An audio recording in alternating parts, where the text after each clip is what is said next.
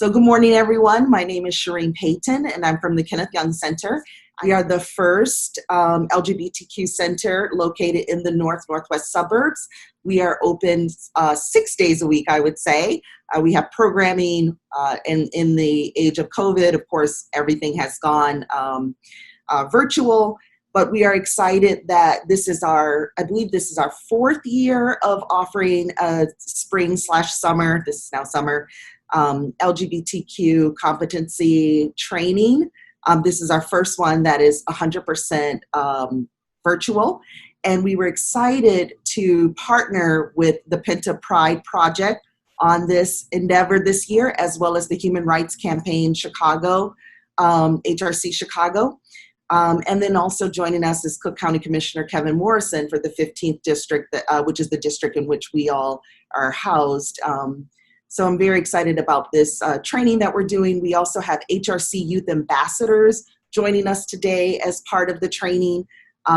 It's going to be very interesting. And I will tell you up front, we've never done this before.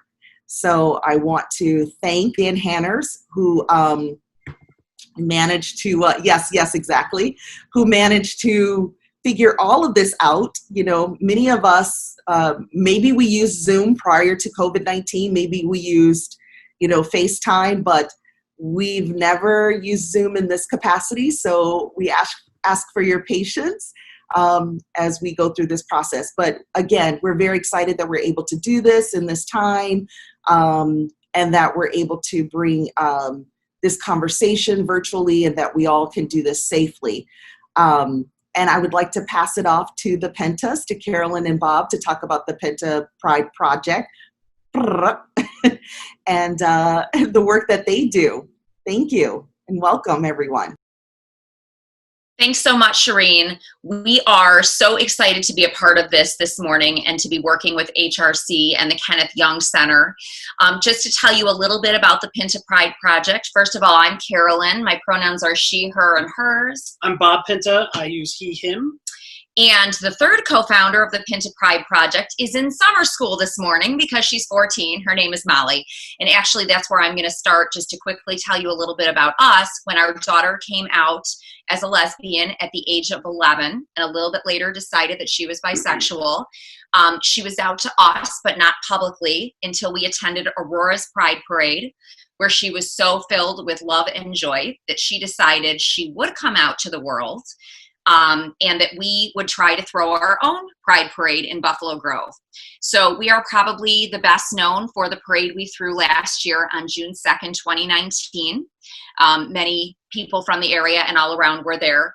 But we did also form our nonprofit, the Pinta Pride Project, that puts on at least one event a month. At least we did before COVID hit us. We do everything from drag queen story hours to trainings. We've done transgender vigils of remembrance. We do coming out day celebrations. But everything that we do is centered around celebrating, highlighting, and normalizing the LGBTQ community in Buffalo Grove and the northwest suburbs of Chicago. And again, family friendly. So when I say we're going to do drag queens, we're going to do family friendly drag queens, because we believe in normalizing this community from a very young age and celebrating it. And so I look forward to meeting y'all later in other sessions. I would like to pass off to Justin Kozatek, who is with HRC Chicago. He's with their steering committee. He's also a member of HRC's National Board of Governors, supporting their political action and community engagement work locally and nationally. Justin, it's all yours. Thanks, Carolyn and Bob. So as they said, I'm with Human Rights Campaign Chicago Steering Committee. We're a volunteer steering committee group, and there's 32 of us throughout the country. The Human Rights, if you don't know, Human Rights Campaign is a national LGBTQ rights organization. They have a really heavy political arm, the C4, but they also have a foundation arm that has organizations like Welcoming Schools program, All Children, All Families, other programs around corporate equality, all the indexes, the municipal equality, state equality. And so I've been working a lot with, as Carolyn said, the political action and community engagement. which is a pretty important time right now. And HRC is very focused on the Equality Act. It was passed in the House last year. And until we get a new Senate, I don't know if it'll pass the Senate yet. So we have to work very hard this year, November 2020 election, to make sure we elect pro-equality senators and House of Representatives throughout the country. HRC also endorses other candidates at state level and local level. In this area, HRC's endorsed Congresswoman Underwood and Congressman McCaston. There'll be an event later this month for that, so we'll send out information on that. And just also, like, Alfonso David is a new president of HRC. He's the first person of color president, first Black president of HRC. So I'm really proud to be part of HRC right now. And he's actually submitting written testimony today to the House of Representatives around the legislation that was newly introduced to help demilitarize the police and worked with a lot of other organizations on that. So it's a really important time, and thank you all for being a part of this. So I do want to turn it back over to Krupa, who will share with us some housekeeping information for the day in terms of what workshops to go to and how that will work.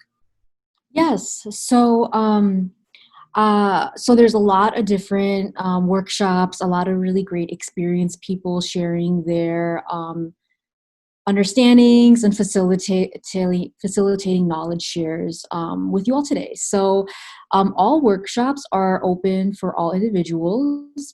Some workshops are going to be youth led, so adults are allowed to go to them. You also will see that there are, since we have so many different occurring workshops, feel free to go from one to another. Definitely check out all that we are applying or providing today.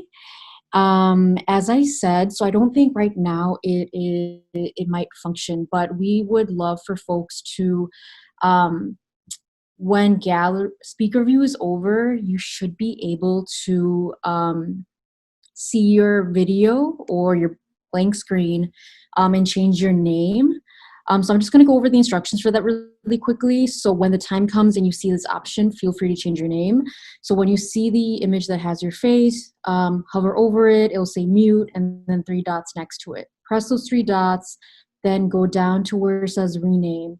And we would love if you could write your name, pronouns, and maybe like location or service sector that you're in.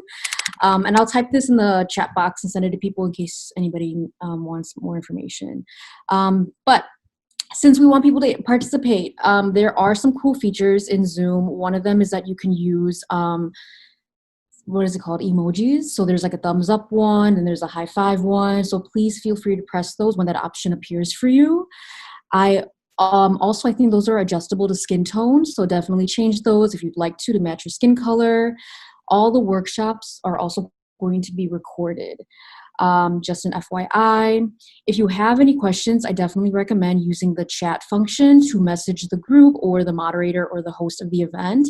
So definitely be in communication. Nicole thought that it would be a good idea for us to have perhaps a conversation briefly about what's been going on in the news just overnight, and how in its impact on especially the Black trans community.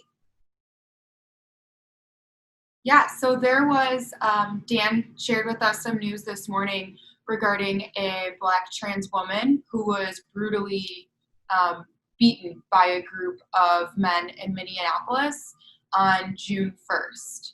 So just kind of, we wanted to have that conversation and have people thinking about that when going through these workshops today, that when we're talking about LGBTQ people, we're also kind of wanting to include that intersectionality lens of different identities and really acknowledging, Black and Latinx folks' experiences within the community.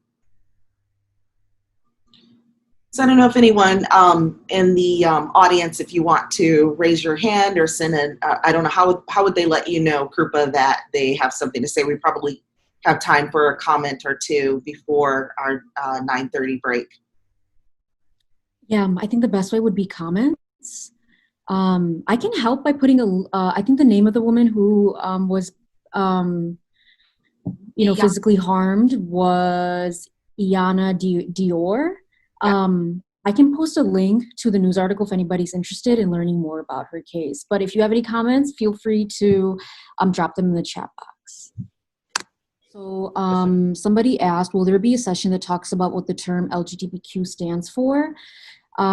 Really awesome question. And to help folks out, there's in the email that everybody received about this event, there should be, the first thing on that list should be a pre-workshop briefer, for lack of a better word, that goes over terms within the LGBTQ community. So definitely check that out as you are in the workshops today. There's also an LGBTQ 101 discussion continued. So it's meant to build upon what's covered in the video. We also recognize that, I'm also guilty of this, where they'll send pre-work out, don't necessarily do it. Nicole and I recognize that. So in our session, we will cover some of the information that is in the video, but we'll also extrapolate on some of the information. So if you're interested, you can attend that workshop. It's the LGBTQ 101 discussion continued. Krupa, are there other comments you want to read out loud that others may not be able to see? Sure. So in the chat function, Sonia let us know good morning. So happy you're here. And we share your messages of embracing diversity, inclusion, and equity. Maria said thank you for letting us know about the resources that we're sharing.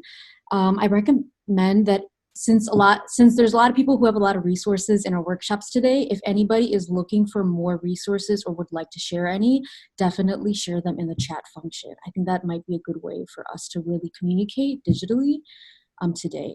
Because FYI, as Shireen said, this is our first time doing a training digitally. So we are also trying to learn how to better use this technology.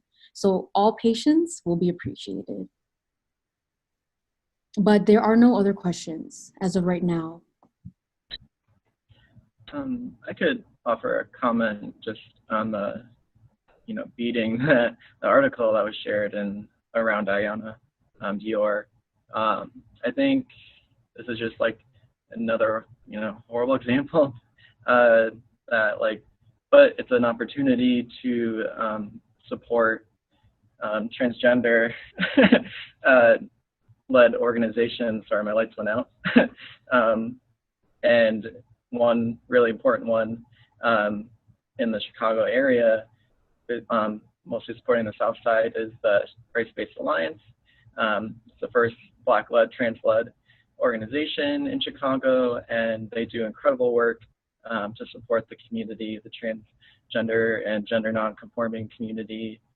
They have a COVID relief fund. They've been getting supplies together for those protesting. So whether you're in Chicago or out here or, wherever you're, watching this from, try to find someone, an organization close to you and help them out. Okay, so I think we'll just have a longer break than normal, which is good because, again, to get ready and set up with technology is always good. So we will transition into the next session, which starts at, what time is it? 9:40. So we have about 23 minutes. Good, my math is good today. All right, so thank you everyone for joining the plenary. Again, thank you for your flexibility and your patience. The other thing that we will do is when we send out all of the PowerPoints, handouts, etc., that's shared today, we will gather what is placed in the chat and add that to a separate section to let you know that this is what the participants had to add in terms of resources. So thank you, and we'll see you all in your workshops.